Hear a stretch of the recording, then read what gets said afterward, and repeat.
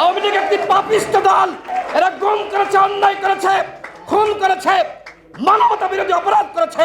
গত 15 বছর ধরে বিএনপি, জামাত সহ যারা ভিন্ন মতের রাজনৈতিক কর্মীরা ছিল তাদেরকে কিভাবে গুম করেছে, খুন করেছে, এইটা শুধুমাত্র বাংলাদেশের মানুষ না, এইটা পুরো পৃথিবী জানে। আওয়ামী লীগের নাম গন্ধ থাকলে আরেকটি শেখ মুজিব, আরেকটি হাসিনার বাংলাদেশে পয়দা হতে পারে। সুতরাং সেই সুযোগ আমরা দিব না।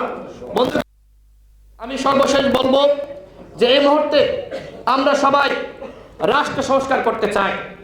নির্বাচনের আগে ন্যূনতম রাষ্ট্র সংস্কার, বিচার বিভাগের সংস্কার, পুলিশের সংস্কার, নির্বাচন কমিশনের সংস্কার, এরপরে একটি নির্বাচন হতে পারে। কিন্তু এই সরকার আমরা দেখতে পাচ্ছি এখনো পর্যন্ত কোনো রোডম্যাপ ঘোষণা করে নাই।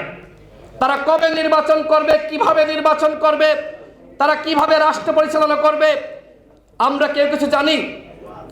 এই সরকারের 5 মাস 11 দিন অতিবাহিত হয়েছে, এখনো পর্যন্ত এই সরকারের সফলতা আমরা দেখতে পাচ্ছি না।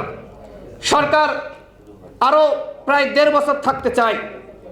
যে সরকার 5 মাসে কিছু করতে পারে নাই, 1.5 বছরে কতটুকু কি করতে পারবে? তারা আওয়ামী লীগকে নিষিদ্ধ করতে পারে নাই, তারা পুলিশরা বিজিবির কর্মকর্তাদেরকে গ্রেপ্তার করতে পারে নাই, তারা নিত্যপণ্যের দাম কমাতে পারে নাই, তারা আওয়ামী লীগের নিবন্ধন স্থগিত করতে পারে নাই। তারা এরকম পারে নাই, অসংখ্য পারে নাই। সামনে কি পারবে আমরা দেখতে চাই। আর এই জন্য আমরা বলছি, আপনারা দ্রুত সময়ের মধ্যে রাষ্ট্র সংস্কারের রূপরেখা হাজির করুন। জনগণকে অন্ধ করে রেখে কোন ধরনের রাষ্ট্র সংস্কার বাংলাদেশের মানুষ মানবে না।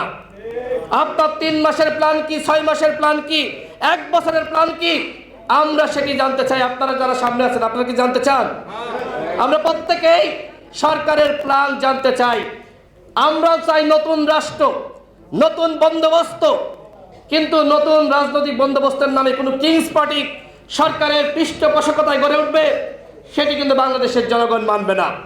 নতুন দল আসুক, আমরা তাদেরকে স্বাগত জানাই, কিন্তু সরকারের সহযোগিতায়, সরকারের সুবিধা নিয়ে আরেকটি পার্টি গঠন করবেন এবং ওই পার্টি গঠন করার জন্য আপনাদের যত সময় লাগবে আপনারা তত সময় বলবেন। গণহত্যার বিচারের আগে কিন্তু নির্বাচন নয়, এইটা কোনো কথা হতে পারে? নির্বাচন নিয়মতান্ত্রিকভাবে হতে হবে। কে দল গঠন করতে পারলো কি পারলো না সেটি দেখার বিষয় সরকারের না। সরকারের যে দায়িত্ব, এদেশের জনগণ জীবন দেওয়ার মাধ্যমে, সংগ্রাম করার মাধ্যমে, রক্ত দেওয়ার মাধ্যমে সেই দায়িত্ব যথাযথভাবে পালন করতে হবে। এর বাইরে আপনারা অলস সময় কাটাবেন। এক একজন উপদেষ্টা এক এক ধরনের বক্তব্য দেয়। আপনারা দেখেছেন একটি জাতীয় সংলাপ হয়েছে, সেইখানে তাদের যে দাওয়াত প্রক্রিয়া,